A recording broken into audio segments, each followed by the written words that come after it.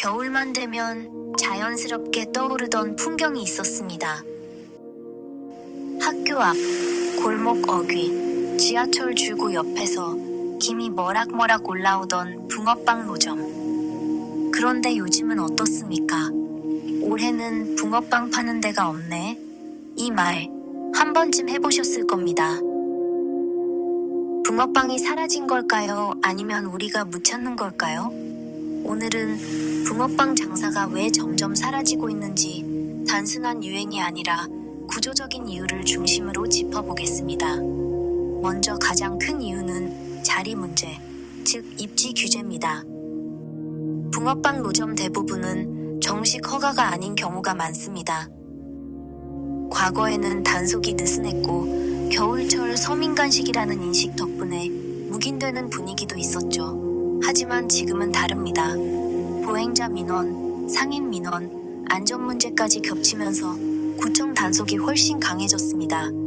결국 매일 같은 자리에서 안정적으로 장사하기가 점점 불가능해진 구조가 된 겁니다. 두 번째는 원가 상승과 가격의 딜레마입니다. 밀가루, 설탕, 팥, 식용유, 가스비까지 안 오른 게 없습니다. 문제는 붕어빵이 가격을 올리기 어려운 음식이라는 점입니다. 한 개에 1,000원만 받아도 붕어빵이 왜 이렇게 비싸? 라는 말이 나옵니다. 원가는 오르는데 가격은 묶여있고 마진은 점점 얇아지는 구조. 이 상태로는 장사를 오래 버티기 어렵습니다. 세 번째는 노동 강도 대비 수익 문제입니다. 붕어빵 장사는 생각보다 훨씬 힘듭니다. 추운 야외에서 하루 종일 서 있어야 하고 불 앞에서 계속 굽다 보면 체력 소모도 큽니다. 피크 시간은 등 학교 퇴근 시간뿐이고 그 외 시간에는 손님이 거의 없습니다. 하루 매출로 나누면 체감 시급이 최저임금보다 낮아지는 경우도 많습니다. 힘든데 남는 게 없다는 말이 나올 수밖에 없죠. 네 번째는 사람이 사라졌다는 점입니다.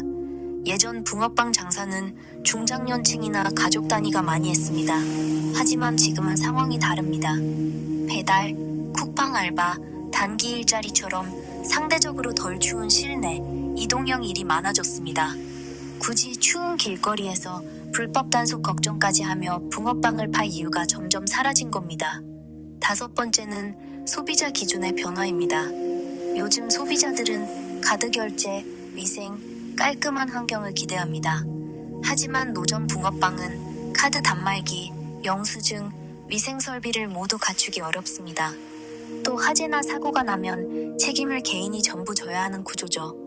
소비자는 편리함을 원하고 장사하는 사람은 부담이 커지는 미묘한 충돌이 발생한 겁니다. 여섯 번째는 상권 구조 자체의 변화입니다. 학생 수는 줄었고 학교 앞 상권도 예전만 못합니다. 편의점 간식, 프랜차이즈 디저트, 배달 간식까지 선택지는 훨씬 많아졌죠. 붕어빵은 여전히 맛있지만 유일한 간식의 자리를 잃었습니다. 경쟁자가 늘어난 시장에서 노점 붕어빵은 점점 밀려나고 있는 상황입니다. 일곱 번째는 날씨 리스크입니다. 비, 눈, 강풍이 불면 장사는 사실상 중단입니다. 요즘처럼 날씨 변동성이 큰 환경에서는 오늘 장사할 수 있을까 자체가 불확실합니다. 고정비는 나가는데 매출은 날씨에 따라 출렁이니 생활용 장사로는 위험 부담이 너무 커진 겁니다. 그렇다면 붕어빵은 완전히 사라질까요? 꼭 그렇지는 않습니다. 일부 지역에서는 허가형 노점, 푸드트럭, 카페식 붕어빵 매장으로 형태를 바꿔 살아남고 있습니다. 가격을 올리고 재료와 콘셉트를 차별화하고 길거리 음식이 아니라 겨울 디저트로 재포지셔닝한 경우죠. 형태가 바뀌고 있을 뿐 수요 자체가 사라진 건 아닙니다. 붕어빵 장사가 줄어든 이유는 사람들이 안 좋아해서가 아닙니다. 규제, 원가, 노동, 인력, 소비 환경이 모두 동시에 변했기 때문입니다.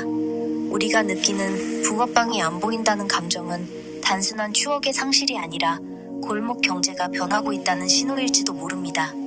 다음 겨울 붕어빵을 다시 본다면 그건 노스탈지아가 아니라 변화에 적응한 새로운 형태일 가능성이 큽니다.